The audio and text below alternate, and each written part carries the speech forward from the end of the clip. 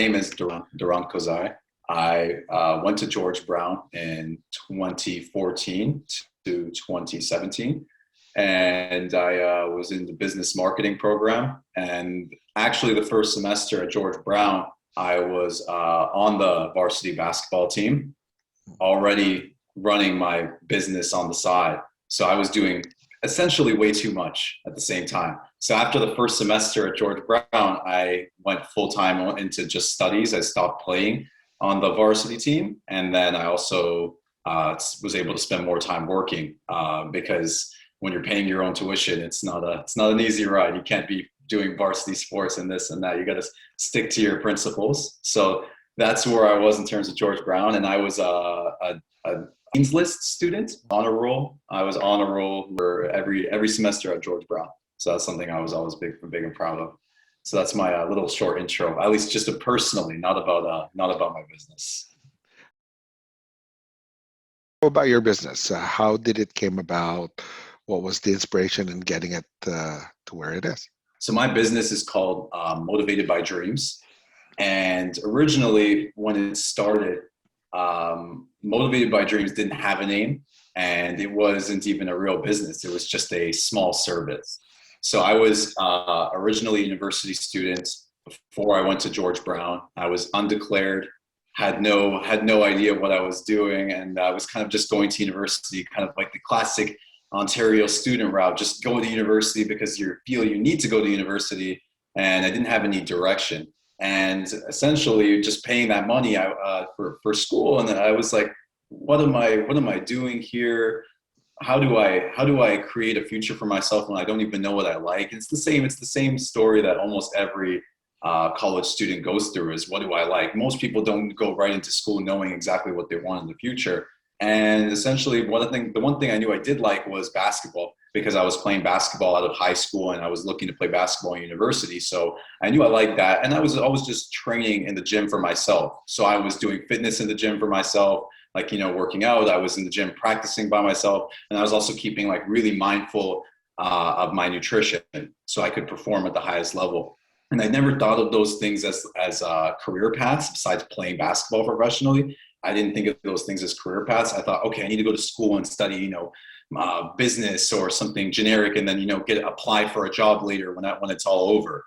And I didn't realize, like back then, that this could become some type of business where I'd actually be able to survive and live off of at some point. So what ended up happening was I was in the gym working out for myself, and I had people kind of start to watch me because I was working so hard. I'm like this person who drenches themselves in sweat with no one watching. And people started to gather at the doors, like to the gym, and just start watching me. And it was a little bit awkward. I was like, why are these people staring at me? And then they waited until I was done working out. They stayed the entire time, and they came in and they said, can you teach my kids how to do that? Like, can you train them the way that you train yourself? And that's literally how I got my first clients. Was I got parents watching me. I had parents watching me train for basketball and then also for fitness. And they asked me, can you teach me how to do that? And at that point, I had no experience, not a lot of experience coaching, but I just applied what I already knew to them. And then I decided that when I was going to do this college route, first thing I was going to do was maybe start to gear it towards, things that I want to learn. But the first mistake I actually made was not diving right into, things like fitness, and because there was no basketball major. So I decided what's the closest thing I could do to make my business successful was to apply to a marketing program.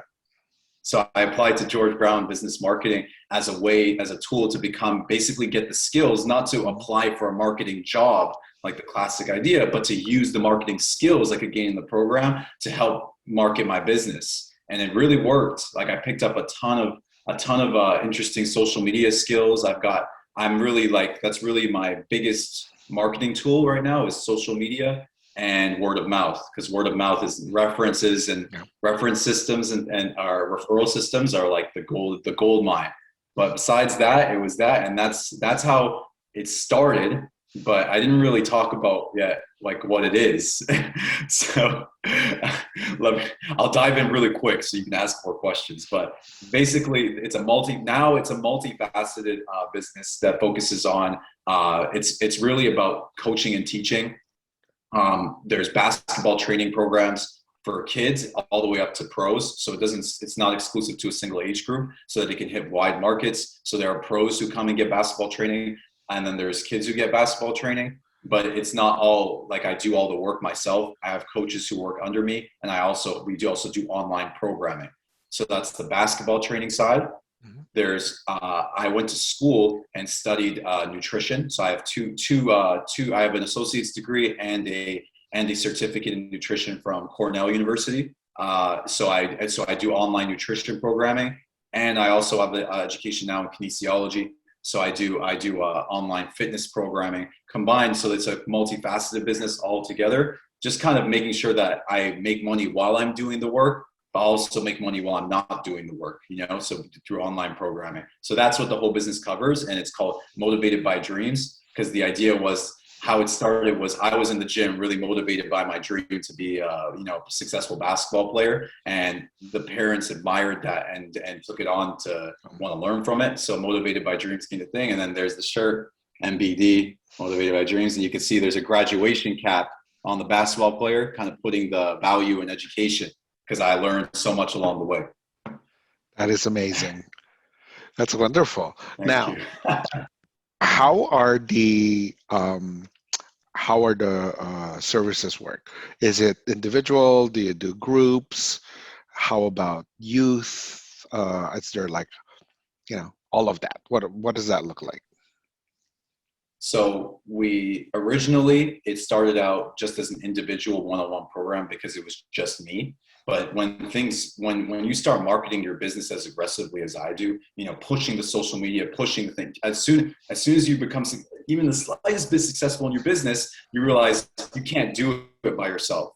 So it became an idea. First, it was one-on-one. Then it became small groups and big groups, where I was just handling big groups on my own because I don't have the time in my own schedule just to do each individual person one-on-one. So they created the group programming, and then eventually it became other coaches helping, and then making and basically being under the same brand, but and then providing the same service under my supervision. So the idea for that type of training is that it can be from one coach to who's not me, not my own personal experience, but under my supervision, under my basically my principles, so that they're getting the same quality of training from somebody else. And the goal would be to open a big facility so that all the MBD trainers and different types of different facets of the business can work under the same roof.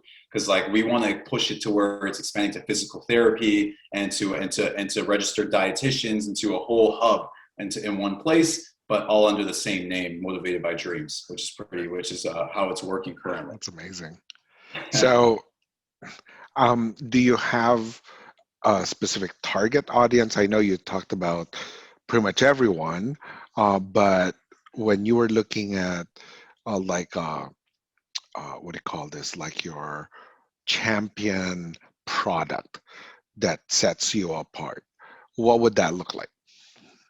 So the target audience, I'd say that's the most successful, is always based on which facet of the business we're looking at. Because if you go into the nutrition aspect of the business, it's never going to be targeting youth, like kids under 12 years old will never are not supposed to. It's like unhealthy to target them in that way. So not that kids shouldn't eat in a nutritious way, but kids develop.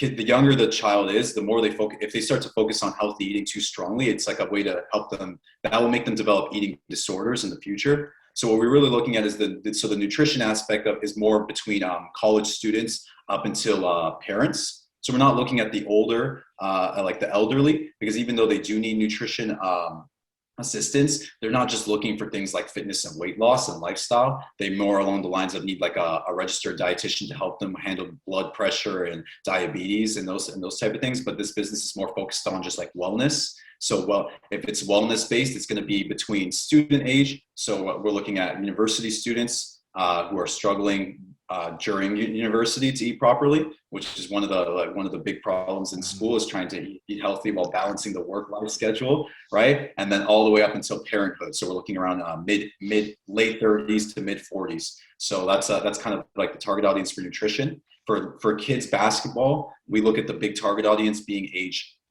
10 to 14, because the after age 14 is when kids get really not only do they get advanced in the sport, but they don't have the time to come to the training because they're in the team programming.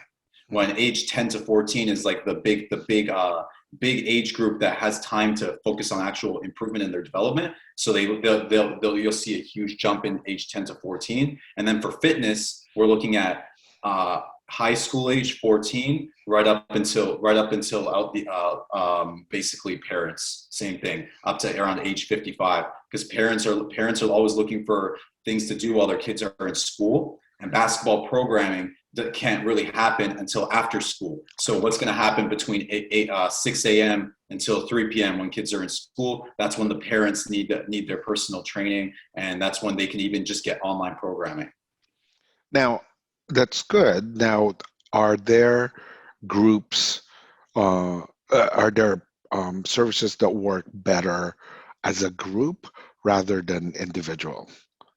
So, for example, would the kids work better because they're in a group rather than all individual kind of one-on-one piece? Well, what works for which? One of the best things about all these types of things is that you can do hybrid programming. So like I'll give an example. I've got a great kid who's full of energy, and he's so interested in improving in basketball, but because he has not played as much as the other kids in his age group, throwing him right into the fire with a group would put him actually in a position where we're looking at like two sides of it: money, right? And then also like, actual enjoyment, right? Money is for me, but there's also enjoyment for me of coaching it. You know that you can push this kid into the fire with the other kids and just throw him right in there to get an extra few dollars in that session, but you know that his confidence will drop instantly. And how is that going to help with customer retention? You can't retain that customer if you push him into a group to make a few extra dollars, but then ruin his confidence and make him quit the sport. The best way to handle it is you figure out each personality individually and understand that this kid is shy and has not played basketball before. So despite his energy and his willingness to play with other kids, you work with him one-on-one first, and then as his skills develop, you learn when to put him into a group. Versus other kids who are already more prepared to jump right into a group and are just looking for competition, that you push them into the group, and as they want to move up into a higher level, where they're starting to dominate the group and they want to move up to, say, play in older age groups or higher level groups, then they'll need one-on-one development. So it's kind of retaining the customer based on what they need currently. Right. Now, you said competition. So these groups, once formed, go to like a league of some sort? How does that work? So when they're doing training programming, they just focus on like a session would be built up of, say, for basketball particularly, right, not fitness. The session would be built up of, there would be a warm up, there would be skills training, there would be something where interactive, where they would get to work together within the skills training. So not each person working on, say, a single drills where they interact with each other, and then it would start to go into a competition between the same players in that session. So if it's a group of four, you could do something where it's one-on-one continuous between the two players, between all four players playing against each other one-on-one, or you would get them playing two-on-two against each other, just so that they can take the skills that they learn and then apply them into a game situation. Now, in terms of them forming teams and moving forward up, almost every kid who's in this program, if they haven't started on a team, it basically builds their confidence and their skills high enough that they end up trying out for a team and making one. And then in terms of the kids who are already on the teams, it kind of, we have like track statistics of how these kids, it's on like my website, where we show how kids who came into the program not only started in one program, but were able to develop their skills high enough to get to better programs, which are already available. But we don't do team programming as of now. But everything has room for expansion. There may be like MBD teams all over the city, all over Ontario. We'll have to see. I love that. Big dreams. That's good. You never know. You can achieve it. I like it. Yeah. You gotta have this open mind. You never know. Oh, totally. So it's crazy because originally you never go into a business like this and assume that there's going to be conflicts in these groups. You just think it's all going to be great, sunshine and rainbows, and then make my money and leave. And it never is. And that's when I got thrown into the fire, having to deal with these conflicts between kids. And I can give an actual example from last year. There was one kid whose mom was insisting that her son be in a program with three other boys who were friends because they live on the same street and they do play together, but those three boys were close friends and this boy was kind of like the odd man out. And because it would be make a nice group of four, they agreed to go together. But eventually those three boys started to kind of pick on the one boy and wanted to kind of push him out of the group. And they were openly aggressive about like, we don't want you to train with us. And this is, yeah, it's like, and you think about like, how do I handle that as a coach?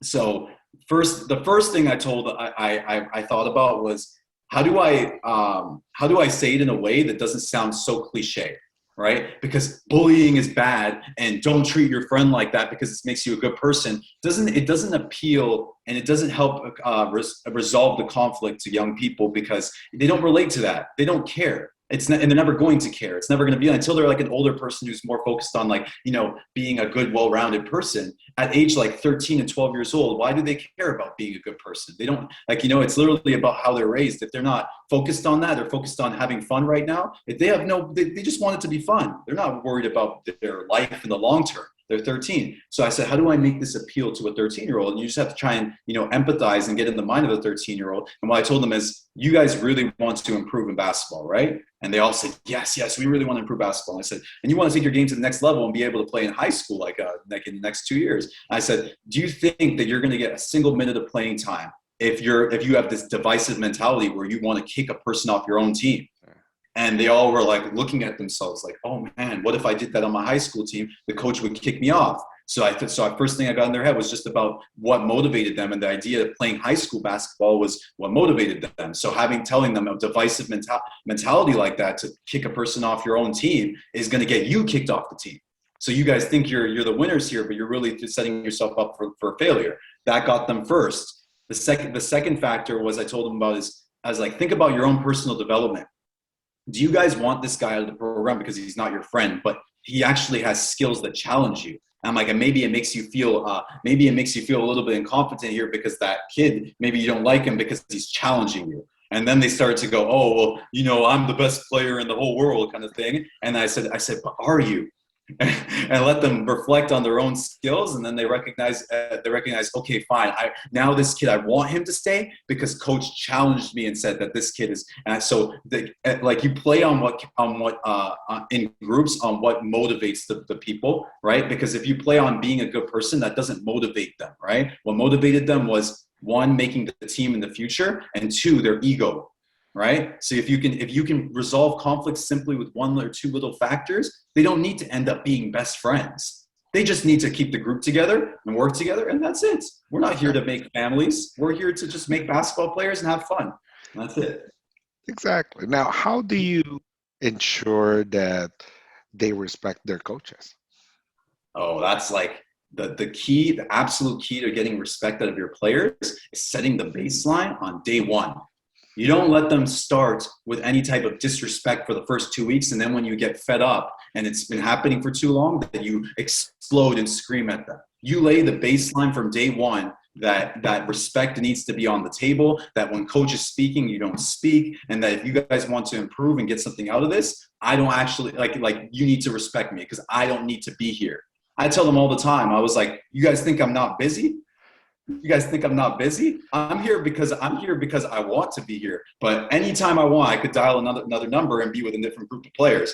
I'm here with this group of players because I chose this group of players. So the moment I can get a whiff of disrespect, I just give a little, I can leave. I can leave right now. And my players are like right in line because they know it. They respect the coach who lays the baseline on day one. And I never let it get to that point. If it really gets to that point, that's when you have to start considering whether you even want to be working with that type of group and whether it's worth your own time. But those are it's never gotten to that point for me in years of doing this now. Right, good. Now, we talk about continuous learning because we want to make sure that the rest of your team, the ones that work for you, are actually on top of their game. So how do you ensure that they are actually on top of their game? And how do you ensure they are continuously learning?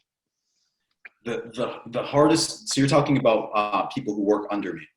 So people that's honestly one of the hardest things to manage, and it's one of those things that make business hard. Is you don't know what's going on when you're not watching, and the only way to really get it is to actually talk to the customers directly. So as if you're a business manager and you're looking at like down the chain of your business, the last link of your business is your customer. So if your customers are 100% satisfied and they love what's going on, then you don't need to know what's going on. If the customer is 100% satisfied, if the owner of the business can approach a customer and ask them, how do you like this coach, and how do you like what's going on, and they say they absolutely love it and have no complaints, then why would you break something that's fix something that's not broken, right? But if there's a complaint and it comes from the customer, then you can address the complaint directly and then resolve it, right? But actually being able to monitor your own business and stuff like that, that's called micromanaging. And that micromanaging actually makes your employees want to work for you less.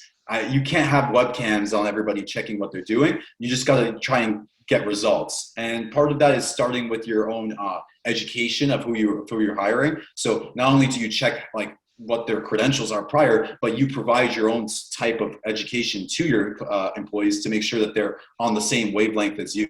So my type of charismatic and energetic training with discipline, but also mix of fun, is something I make sure that my coaches have before they start training. Not something that I have to correct with them later and say, I didn't know that you were this strict person who makes kids hate you. You don't hire that person in the first place. That's wonderful. So let's put our future hat on and say, what does the future look like 5 years from now, 10 years from now? How do you see? I know you talked about putting this giant space, and global. Tell us a little bit more about what that looks like. So 5 years is honestly looking like we can go. The plan is already to have this facility in motion within the year, right? We want it up and going within the year. A facility, a home for the business it provides a little extra value because people know that when they're coming to it, it's never going to collapse. Whenever they want to go to it, they go to it and they will come back. It will be there for them. So customer retention is going to be a little bit better when you have your own place to say you're not traveling mobile, you're not renting, it's yours. So the plan is to open that facility within the next year. So in terms of what it's going to look like in 5 years, the idea would be that when that lease on this facility that we built and expires, it says if that facility that we do find is fantastic, we're going to be renewing that lease and keeping it going and expanding these programs bigger and starting the team programming, because you can run it out of a facility. But the main goal within 5 years for me is to bring in more aspects of the business, to be able to, one of the big ones for me is to put physical therapy under my roof. That I can't personally put right now in the business without a facility house physical therapy, right? Because physical therapy requires just, even in the smallest office, right? Yeah. Even the smallest office you can run physical therapy out of, but you need an office. You need a place. And because my business is all other things and not physical therapy specifically, just getting an office and telling a physical therapist to work out of it is not going to help them. What's going to make a physical therapist want to work in my facility and give me part of their profit that they bring in and wear my shirts when they work is people traffic. And when you have a basketball facility with a basketball court with people who come in and get injured frequently, basketball is an injury frequent sport, plus fitness where people have chronic pains during fitness too, right? People are coming in looking for wellness in this facility. A physical therapist could be right there. That's going to bring them extra people traffic, extra customers, and then bring more into my profit as well. Yeah. So that's the main goal within 5 years, is to have a facility open with physical therapy involved. That's wonderful. Now, for people who want to work for you, what is a critical skill they need to know now so that then when they go and apply, it becomes, this is a requirement and this is what your differentiator would be so that I would hire you rather than somebody else? So one of my staples, my bottom lines is that the person is, I'm going to put this in quotation, educated. Now, educated to me doesn't mean bachelor's. It doesn't mean diploma. It doesn't mean certificate. I'm one of those people who says, like, you can be educated with or without a paper. Now, do I have papers? I have tons of papers at this point. I have too many papers. I've been to school so long and it's driving me nuts. And for some reason, I have this itch to go back because I knew that the places that I could get the best actual education, work, learning, knowledge was in these colleges. And I was looking, but it's not like I haven't done extra certifications. I'll give an example. I don't have a bachelor's degree. I have tons of diplomas, associate's degrees, and whatever, but I don't have a bachelor's. Now, have I been to school 4 years? Yes, I could have had a bachelor's twice over. But the problem with that was I actually didn't want a bachelor's because I wanted to vary my education that much. And because I wanted knowledge, I still studied as if I had a bachelor's. There's a specific certification called the CSCS, which is a strength and conditioning certification at the top level of exercise science. You need to have a bachelor's degree to do that certification. I bought the textbook and did the entire certification without being allowed to receive the paper because I don't have a bachelor's. That's the technicality it takes to get the paper. I did all the process and without getting the paper in my hand. And so I can't say CSCS, even though I am CSCS, even though I did everything required, I don't have a bachelor's. So it tells me I have the same knowledge as the people with the paper without the paper because I put in the work to learn. So if people are looking to get hired by me in the future when this expands and I need people under me to be, and I'm looking for someone who's educated, what I'm going to do is in that interview process, I'm going to be trying to actually dive into what kind of knowledge do you have. And if it's not a bachelor, if you come up with your bachelor's degree feeling high and mighty, but your knowledge isn't there in what I actually need you to do, then I'm not going to hire you. Because your bachelor's degree it's not the most important factor. The most important factor is your actual knowledge, right? And your ability to teach that knowledge. So whether it's fitness, if you don't have a degree in kinesiology, but you have a diploma in kinesiology and you know your stuff, you're getting hired. And you know how to teach it, you're getting hired. If you understand basketball and you played on the highest level and you don't have a coach's certification, which there are 5 coach's certifications, Basketball Ontario that you can get, and you don't have any of them, but you know basketball and you know how to coach, then you're getting hired, right? It's just how it works. Now, in certain things, you need a certification to work. For example, like to be a team coach at certain levels, you need a coach's certification. It's a different story. But for my company, it's not exactly what you need. You just need knowledge. So that's what I would be diving in: the ability to teach and the knowledge to actually provide information to who you're teaching. Wonderful. Okay, so to wrap it up, what would be a good saying or wisdom from your experience in running a business that you would want to impart to everybody who's listening to this video or watching this video, I should say? Okay. Because I talk a lot, I'm going to give a little bit more than just one piece of info. Because there's so many things that comes to mind when I want to tell them everything. And that's kind of like what I would do to people who work under me. But so the first thing I would say is I have to base it on the company name. Even though the company's name is Motivated by Dreams, your motivation alone to, based on whatever dream you have is the starting points, the baseline, but it's never the whole story.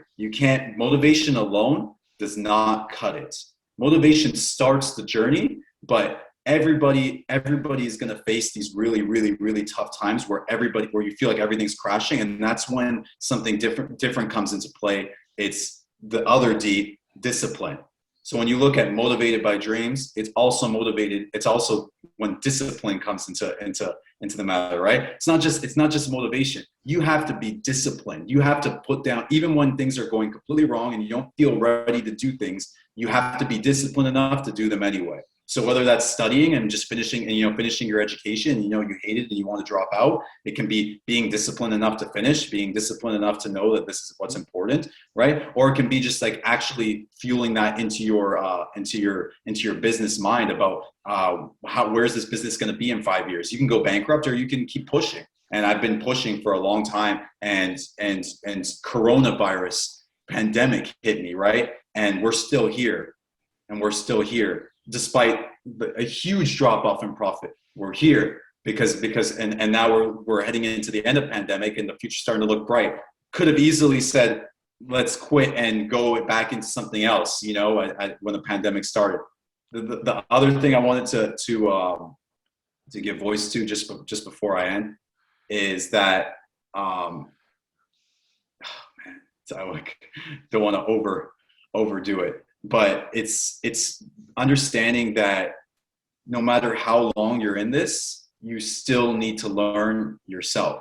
That's why I put a grad cap on the logo in the first place. I've been learning, and every single time I've thought things are going to go my way, they always change. The things never go as you plan them to. They always go the opposite, and I've always been just taking every single thing as a way to learn.